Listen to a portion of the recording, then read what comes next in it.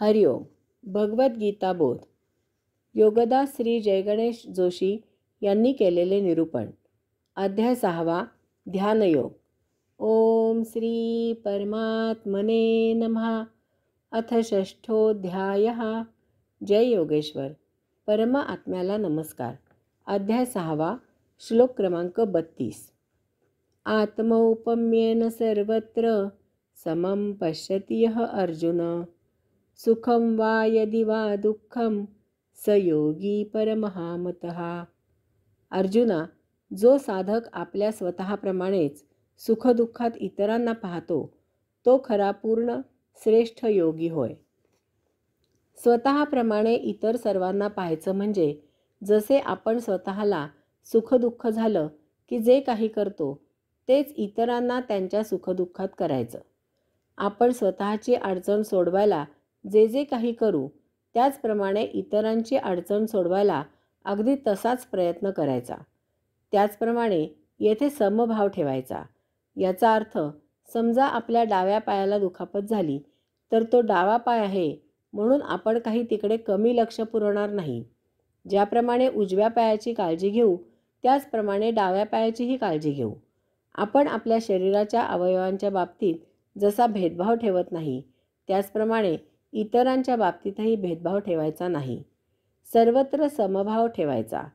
मूलतः सर्व एकाच चेतनेची लेकरं आहेत. शरीरं निराळी असली म्हणून काही फरक पडत नाही. सर्वांभोवती एकच आत्मा आहे. तेव्हा भेदभाव ठेवण्याचं कारण नाही. सर्वत्र स्वतःला जाणायचं. जसं आपण स्वतः तसाच दुसरा. आपल्यावरून इतरांना ओळखायचं.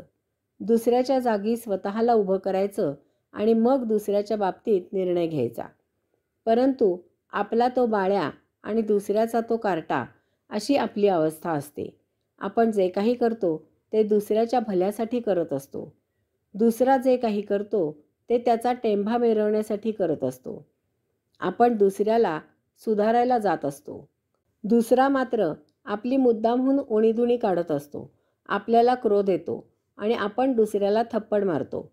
दुसरा आपल्याला थप्पड मारतो ते आपला अपमान करायला मारतो. पाप केले आहे म्हणून आपण दुसऱ्याला शिक्षा करतो. आपण उजळ माथ्याने वावरत असतो कारण आपले पाप अजून आपण झाकून ठेवण्यात यशस्वी झालो आहोत. दुसऱ्याच्या डोळ्यातील कुसळ दिसू शकतं परंतु स्वतःच्या डोळ्यातील मुसळ दिसू शकत नाही. आपण दुसऱ्याचे अगदी बारीक सारीक अवलोकन करू शकतो परंतु आपण स्वतःला कधीही आरशात पाहत नाही. त्यातूनच पाहिलेच तर आपल्या अवगुणांवर पावडर स्नो फासून आपला अवगुण झाकायलाच त्या आरशात पाहण्याचा आपण उपयोग करत असतो. दुसऱ्याच्या बाबतीत कृती करताना स्वतःचा पाय किती खोल पाण्यात गेला आहे याचा विचार केला पाहिजे. आपण जर निर्मळ असू तरच आपल्याला दुसऱ्याला बोल देता येईल. स्वतःप्रमाणे जर दुसऱ्याचा विचार झाला तर दुसऱ्याचे दुःख आपल्याला समजेल.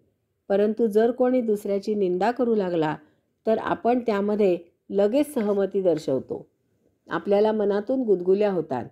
साधा विचार येत नाही की समोरचा आज दुसऱ्याची निंदा करत आहे तो उद्या आपलीही निंदा इतरांजवळ करील. यावर उपाय आहे. दुसऱ्याच्या सुखात सहभागी व्हा.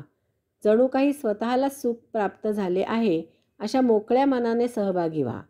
दुसऱ्याला दुःख झाले तर स्वतःलाच दुःख झाले आहे अशा भावनेने त्यात सहभागी व्हा.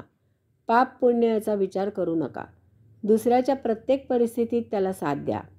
स्वतःचा अहंकार सोडा. अहंकारच मोकळ्या मनाने सहभागी व्हायला अडथळा आणत असतो. स्वतः सोडून इतर सम आहेत हा विचार नको. पंढरीच्या वारीत वारकरी वय ज्ञान अधिकार याचा कसलाही विचार न करता एकमेकांना वारकरी या एकाच भावनेने ओळखतात. एकमेकांच्या पाया पडतात. सर्वत्र समभाव, सर्वत्र समान पाहणारा, सादृश्य भाव ठेवणारा योगी सर्वोत्तम सर्वश्रेष्ठ आहे. हरिओम.